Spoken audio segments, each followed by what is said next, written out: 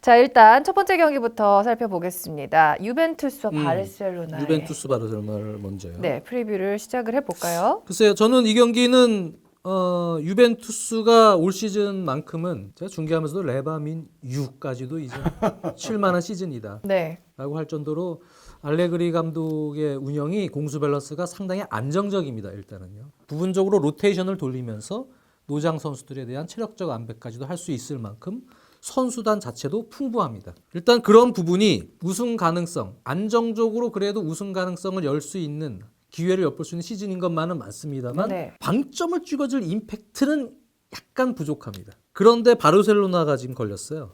네. 그래서 바르셀로나 같은 경우가 저 유벤투스보다는 안정성이 떨어지는 현재 추세라고 봐야 됩니다. 왜 그러냐면 수비 전환 시에 역습에서 당할 때 어떤 수비 불안 요소들 그런 것들은 여전히 많고요. 하지만 그거를 공격력으로 지금 취하는 느낌입니다. 그래서 공수 밸런스에서는 약간 불안 요소가 있는데 그래서 이 경기가 상당히 알 수 없다는 얘기죠. 과연 유벤투스 이 알레그리 감독이 바르셀로나 상대로 어떻게 수비 대처를 하고 나오느냐. 그리고 디발라나 뭐 콰드라도나 이런 선수들을 역습 시에 어떻게 잘 활용을 해서 운영을 하느냐. 거기에 따라서는 유벤투스가 충분히 바르셀로나를 효율적으로 잡을 수 있는 지금 능력도 지금 충분히 가지고 있거든요. 그러니까 이 경기는 감독의 운영 그리고 순간적인 경기 상황에서의 두 감독들의 어떤 융통적인 변화에 따라서 경기가 이제 갈릴 것 같은데 네. 알 수 없다.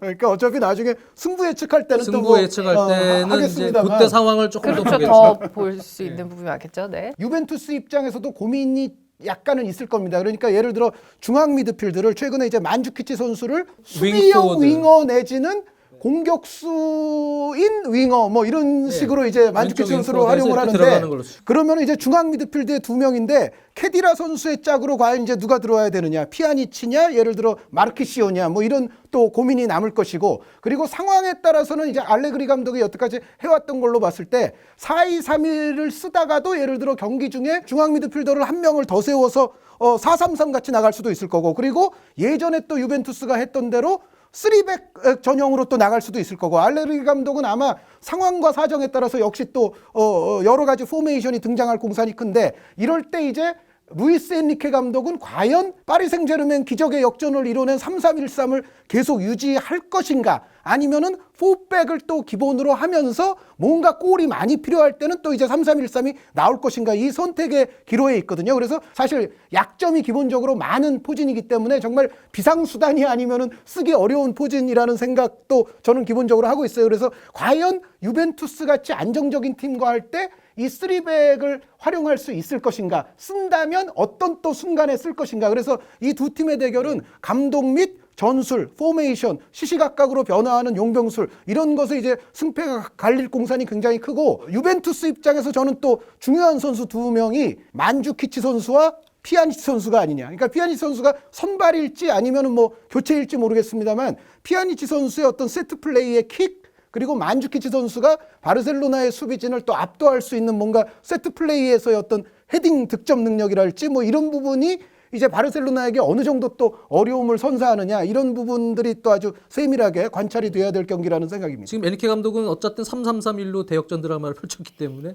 선수들도 지금 그 전형을 좋아하는 것 같고 계속 아마 밀고 들어갈 가능성이 있는데, 근데 거기에 맞춰서 라인 쭉 끌고 들어오는 거에 대비해서 왼쪽 윙포워드에 일단 포진이 된 만주키 쪽으로 때려놓고 세컨볼 보면서 상대 라인을 벌려놓고, 그리고 이제 강하게 또 세컨볼 싸움을 들어가는 경우들도 꽤 많거든요. 그러니까 아마 선택을 할 겁니다. 네. 네, 알레그리 감독이 어떻게 나오느냐가 중요한데, 근데 요즘에 보면 좋습니다. 알레그리 감독이 확실히.